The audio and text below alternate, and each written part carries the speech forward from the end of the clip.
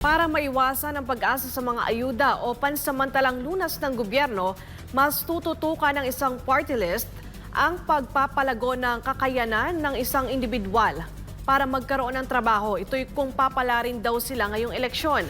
Tunghayan natin ang buong detalye ng balita mula kay Virgil Parba.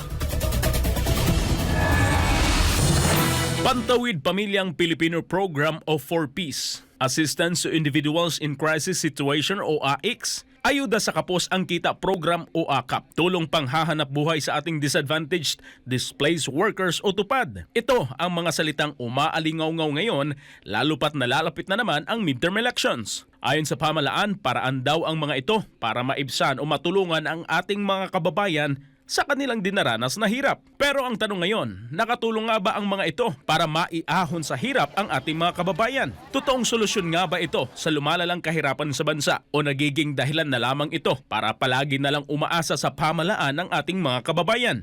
Sa gitna ng mga katanungang ito'y may tugon dito ang first nominee ng Arangkada Party List na si John Bertiz na siya ring Undersecretary ng Technical Education and Skills Development Authority o TESDA. Anya, tungkulin ng ahensya na mapalago ang kapasidad o kakayahan ng isang individual. Ipinunto ni Bertiz kung palagi na lamang aasa ang mga Pilipino sa mga ipinamumudmud na ayuda ng gobyerno o ang mga pansamantalang lunas ay hindi lalago ang pamumuhay o kalagayan ng mga Pilipino.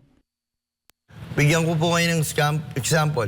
Yung AKAP, yung TUPAD, kesa po nagwawalis ang ating mga kababayan sa mga LGU at ginagamit po sa eleksyon ng mga incumbent na ating mga kandidato dahil walis-walis lang yan, na-develop ba ang kanyang kaalaman? Nagkaroon ba siya ng bagong skill? Meron ba nakaabang sa kanyang trabaho after nung gawin niya yung TUPAD na yun? Kaya naman, ipinaliwanag din niya kung bakit napakahalaga na ang isang individual ay mabigyan ng sapat na training o sapat na kaalaman sa paggawa.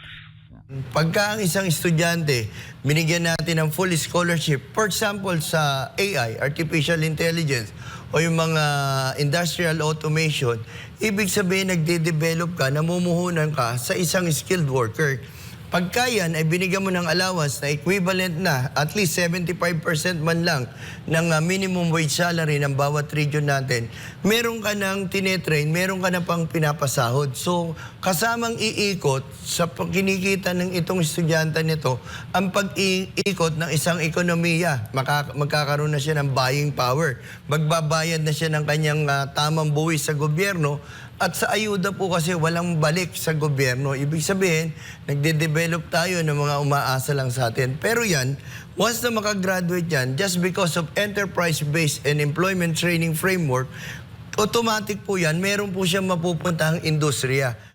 Isa sa mga isinusulong ng Arangkada Party List sa tulong ng TESDA ay ang pagbibigay ng training sa mga Pilipino para sila'y magkaroon ng trabaho sa lahat ng aspeto ng lipunan. Nais din ito na gawing isang departamento ang TESDA dahil marami na itong natulungan at kailangang tulungan. Anya, sa kabila ng milyon-milyong nakikinabang sa ahensya ay kinakapos ito ng pondo. Ngunit kapag ito'y naging ganap na departamento ay tutugunan nito ang pagbigay ng maraming training sa buong bansa. At kaugnay nito, pinuri naman ni Bertiz si senatorial candidate Pastor Apollo C. Quiboloy sa isinusulong na solusyon ng butihing pastor para bigyang lunas ang kahirapan ng mamamayang Pilipino.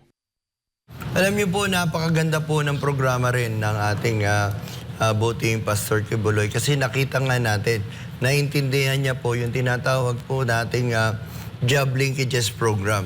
Kailangan lang po talaga natin is mag-invest ng magbigay tayo ng mga bagong kaalaman, kasanayan at para po sa oportunidad na mga pagtrabaho.